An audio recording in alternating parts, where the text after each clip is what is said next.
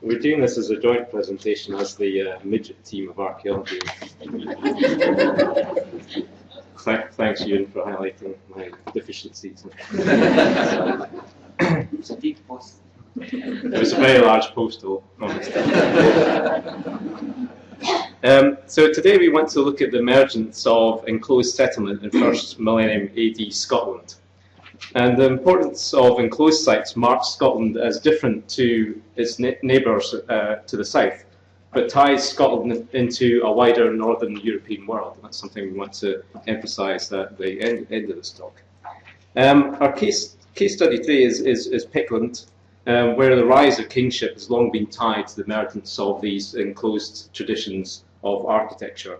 So from at least the late 19th century, a number of these diagnostic hill forts have been identified as chiefly or kingly residences and early medieval capitals. So just one example here, the hill fort at Dundurn. And obviously the most famous name connected to the study of hill forts in Pictland and beyond is of course Leslie Alcock. And Alcock, like others, linked these forts to high-ranking, perhaps kingly figures in the early medieval world. And Alcock drew on the slim historical evidence, so references to major battles at places like Dundurn, but also the evidence for high-status metalworking. So these are the brooch moulds at Clattercraig. And I think the thing to emphasise here really is that our knowledge of these large hill forts is largely the same as it was in Alcock's time. So we've had one or two other sites identified, or perhaps just one other site identified. So this is Berehee, the hill fort of the Kay in Aberdeenshire, which now has occupation deposits certainly dating to the early medieval period. But really our knowledge of what these sites are, what's inside them, and how they operate in society is generally very, very poor. One thing we can say is that they share an elite architecture, a hierarchical organisation of space, as Chris recognised this morning as well. So here's just some examples, another tap in the top left there, Clattercraig, and then the royal site at Dunad. And you can see the similarities in layout. This space on a hierarchical organisation, with the upper citadel seemingly being the most important focus of these sites.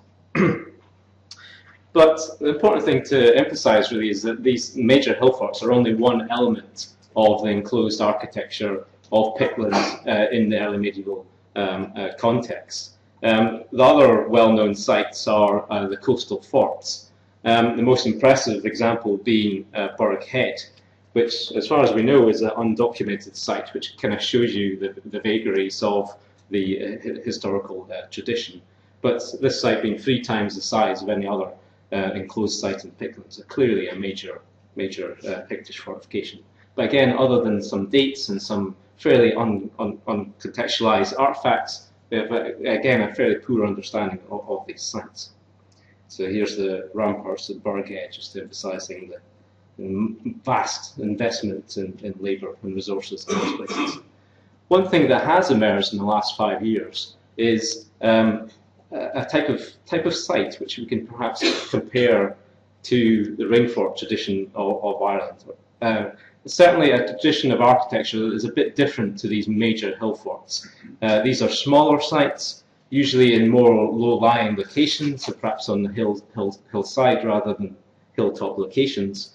And this has been confirmed largely through Murray Cook's work in the northeast. So dating sites like Meggen Castle on the slopes of Berehee to the 5th and 6th centuries AD, finding a few artefacts, metalworking moulds, and this site at Meggen Castle, a small shard of imported Gaulish glass. So again, emphasising these are interesting and perhaps, again, high status sites, but very different to these major hill forts. One or two sites that have also been dated to this period: Cairnmore, another ring fort, which we'll come back to later on, which overlooks Rhynie, and also reuse of Iron Age fortifications as well. So this is Barra Hill on the left here, largely an Iron Age site, but with now evidence of refortification in that Pictish period. But of course, we also now have one other type of enclosed architecture from Pictland, and this can give us really important insights into what these traditions of enclosed architecture are all about. And at that point, I will pass over to Meggen. Okay, so Rhynie is a crop mark site situated next to the Crossdane, and one of these in situ, or very close to being in situ, Class 1 monuments. And the reason we went to Rhynie was because there are Class 1 monuments there, 8 of them, a remarkable collection, including the Crossdane #1. The numbers are a little off, sorry. And also 2 very unusual stones carved with single warriors, including the fantastically attractive Rhynie man carrying his axe hammer with his balding head, etc. And we're going to come back to the Rhynie man at some point. So, oops, that's a beard. In 2011 and 2012, we finally pulled ourselves together to go to Rhynie, and we started excavating. And this is the aerial photograph, a kite shot really, from 2012, the biggest excavation we did. And really, you can see there's a lot of burnt material on the site, which will hopefully help you see the features. Rhynie is a site that screams we're interested in enclosing things, really. And so we have an outer palisaded enclosure that we have investigated. This appears to date the height of the site's activity, an extremely impressive feature. Large oak planks, and you can just see the shadow of oak planks in this excavation here. Large oak planks standing 4 to 5 meters high, probably supporting a massive timber fence with a big walkway. These series of post holes here, supporting a structure that possibly formed a massive walkway around the site. Extremely impressive and very dominating feature. We also have interior enclosures. There does seem to be some phasing here, with the inner ditch slightly earlier than the outer ditch, and the outer ditch being recut. But again, a series of enclosures on the inside.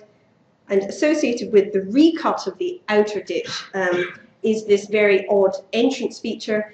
We're still looking for parallels. A series of elaborate, it's an elaborate entrance feature with 3 concentric arcs of very closely set posts, probably supporting some sort of very elaborate walkway or something. Answers on a postcard, please. So we have these very rare survivals of timber architecture and extremely impressive things about enclosure. We also have evidence of things going on inside, which is very exciting for us. We have what we've interpreted as a post-built timber hall. You can see the burnt material in the post holes there, about 5 to 10 meters. But we also have a very ephemeral but striking massive plank-built structure. Some of these planks seem to be driven into the ground, and there might be some sleeper beam slots as well. It runs at least 20 meters across the site and does have a return where you see that arrow. We're not sure if this is a building or maybe some sort of internal division. So we have extremely impressive architectural traditions, pretty much unrepresented elsewhere or in many places in Pictland. And of course we have an amazing artifactual assemblage, even for they look like big trenches, but really we're not digging that much of them. Quite small areas of this site that we've excavated. Ewan has talked about our late Roman amphora, late Roman 1 and 2. We've changed the distribution map, which we're quite happy about, and we can still say we're the furthest north in the world, I think. But we also have imported glass vessels from Gaul, high status metalwork, nice finished products, bronze pins with parallels in the west of Scotland and Ireland and the Anglo-Saxon world as well.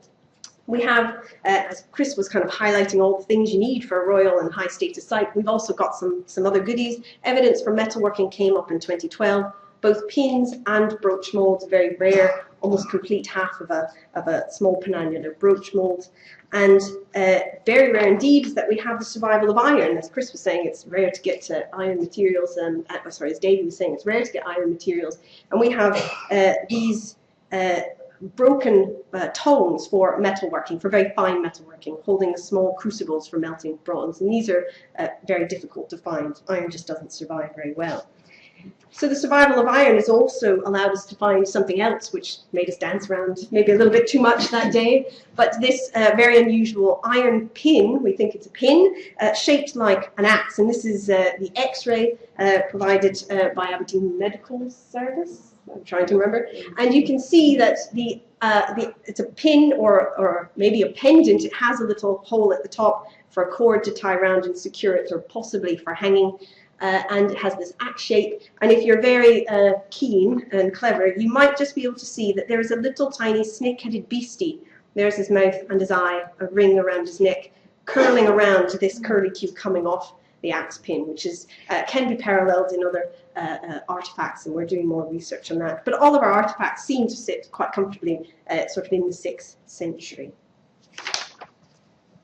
And we, of course, have seen an axe before. Maybe you've kind of said, oh, I've seen that before, and we return to the Rhynie man and perhaps what he's doing on site. So as Meggen said, we have good artifactual evidence, but we also now have a great series of radiocarbon dates to show that the phasing for the site is very tight. And although we do have, obviously, refurbishment of this fort, it largely dates to the 5th and 6th centuries AD. We thank Historic Scotland for radiocarbon dating support. And that 5th and 6th century dating for Rhynie is really quite remarkably early for what we seem to have at Rhynie. It's really a high status, important site. But it ties into what we've also been doing, is gathering together all the other radiocarbon dates for Pictish enclosure. And we can see here on this diagram that you can see the origins for all these different types of enclosed architecture. So both the major hill forts, Rhynie, and the smaller ring fort type enclosures, they all emerged in that 5th and 6th century context. Oops, sorry. So you can just hopefully see that. Sorry, my mouse has disappeared, so you'll have to see for yourself on there. And really, it looks at the emergence of this tradition is emerging roughly in the second half of the 5th century into the early 6th century. So, what is also quite striking is that if you look at the radiocarbon dates, you can see that the smaller sites, particularly in northern Pictland, so likes of Rhynie, Cairnmore, and Maiden Castle, these only seem to be constructed in that 5th and 6th century context, whereas the much larger sites, places like Burghead, Clattercraig, and Dundurn, see construction phases right up to the end of the millennia, and seem to end prior to 1000 AD. So I think what's that beginning to suggest is that you have an increasing focus on these major sites like Burghead, and arguably perhaps an increasing focus on regional or perhaps over kingship through time associated with that transition. Now, of course, what's the wider context for this? Well, as we saw on Finbar, we also have a tradition of enclosed architecture in Ireland emerging in the same period, in the 5th and 6th centuries AD. And in that case, perhaps a proliferation of sites through time rather than a focusing down on major sites. So perhaps evidence of a different forms of kingship or rulership in that particular context. And obviously, we also have South Scandinavian examples where the construction of forts is also a key element of the emergence of particular forms of rulership from the 5th and 6th centuries onwards, but also emerging in later time periods. So this is one of Harold Bluetooth's forts from the 10th century AD. But as I kind of emphasised earlier on, although we have all these radiocarbon dates from these Pictish forts, as I say, they don't really tell us an awful lot about what these sites are and how they operate. But Rhynie perhaps gives us a unique insight into what is going on here. And one of the things to kind of note, and Simon Taylor sent me this a few weeks ago, saying, "Did I ever send this to you, Gordon?" No. No, you didn't, Simon. I wish you told me this years ago. But he thinks that it's a... 12 years ago. Oh, sorry, Simon. I didn't know you were here for that.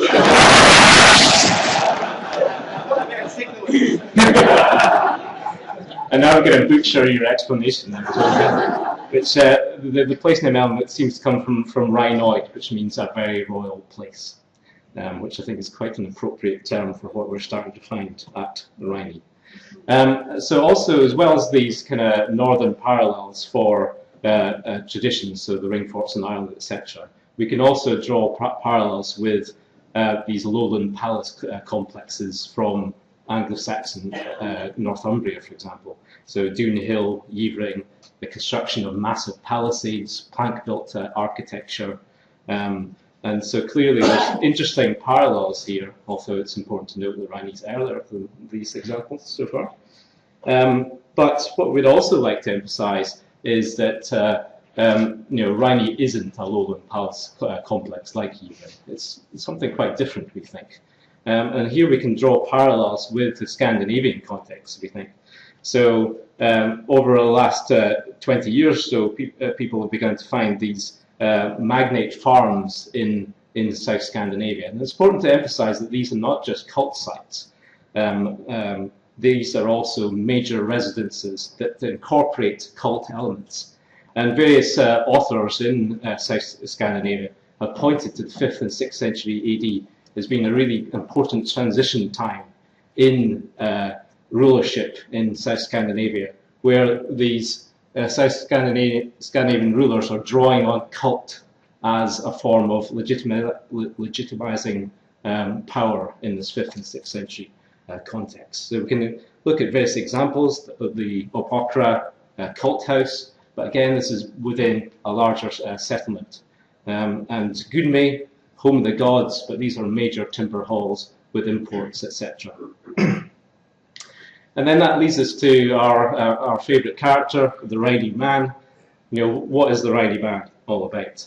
Well, the important thing to note is his axe, and now we have the miniature version of the axe as well. The closest parallel for the axe the Rhynie man carries is an axe hammer that's found in the Sutton Hoo ship burial. And this has been recently connected with the sacrificial killing of cattle in an early medieval context and with sacral rulership. Again, where cult and ceremony underlines kingship in this early pagan context. And at Rhynie, we have the Rhynie man carrying the same type of axe hammer. We have the miniature axe pin, and we also have lots of animal bone, both unburnt, but also what looks like highly burnt or perhaps even cremated animal bone spread out across the site. But the other thing to emphasize here is that this is not just a site. As they're also emphasizing in South Scandinavia, these are landscapes of power. They're landscapes that involve cult and secular power. And this is where I'll hand back over to Meggen. Right, so we have a lot of work left to do in thinking about the landscape, the wider landscape context of it, and some of it we're starting now. But if we start to look out of the enclosures of the site, we are picking up more and more mixed landscape, or cultic and secular mixed messages, shall we say. And this is kind of a tarted up aerial photograph with the enclosures, all of the enclosures and features kind of plotted out. And the cross stain you hopefully noticed was at the entrance to the enclosures, and we do think that is original. The green dot here represents the find spot of the Rhynie man, and you can see that we've got this annex, potentially funnel-shaped. In my dreams, I see cattle being driven up, and possibly a hollow way or something like that going up into this annex here. And the Rhynie man was found outside there. So was the Rhynie man standing outside the fort, marking this entrance into this complex? It's also interesting to note that this is the steepest ascent of the hill, of the ridge. And so are we seeing, like at Dunad and in certain places in Clogher in Ireland, circuitous routes being manipulated, so people are going around and twisting around to try and get into these sites. As we look further out into the landscape, we can see that there is a focus of ceremonial and other activities, settlement and other activities in the landscape. So Rhynie man is down here at the Crossstain and the complex, and the focus is really to the north. They're looking north towards the village down the valley, and this stretch of symbol stones follows this stretch towards the village. Not all definitely known locations, but stretching out towards the village along there. And we also have potential burial focus associated with this landscape as well, but not at the Crossdane. I think we should say we've got no human bone, but we do have other bone surviving, so if it was there, we should be able to see it. There's no human bone coming up at the Crossdane site, but further away, perhaps reflecting some of these kind of Scandinavian settlements where you have it stretched out, we have perhaps burial foci, and we have enclosures of uncertain character and date. Our next target is actually these large square enclosures that you see in this aerial photograph here by the village. The best parallel is what we just saw at Fertiviat this morning, this large square enclosure. We're not sure what this might be. I liked the idea of an assembly site, or perhaps there may be massive barrows for burial. We just don't know yet, but hopefully we'll find that out this summer.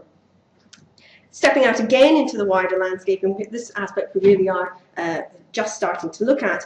Again, this focus of the yellow bits is what you can see from the Crossdane, essentially, is to the north, looking out towards the confluence of burns, and we all know the Picts get quite excited about confluences and river confluences, stretching out towards there, overlooked and dominated by Tapanoff, the great Iron Age hill fort with potential early medieval activity on it, and in a landscape that's populated with other ring forts, perhaps of lesser status, maybe, we can't determine that yet, than the Rhynie complex. So Cairnmore is visible and it's contemporary. Wiedelmont is based on morphology, also going to be early medieval, but it's visible, it's part of this landscape. So we really have, again, as Gordon said, not a palace complex at Rhynie, but a landscape complex of mixed cult and secular power activities like settlement and enclosure.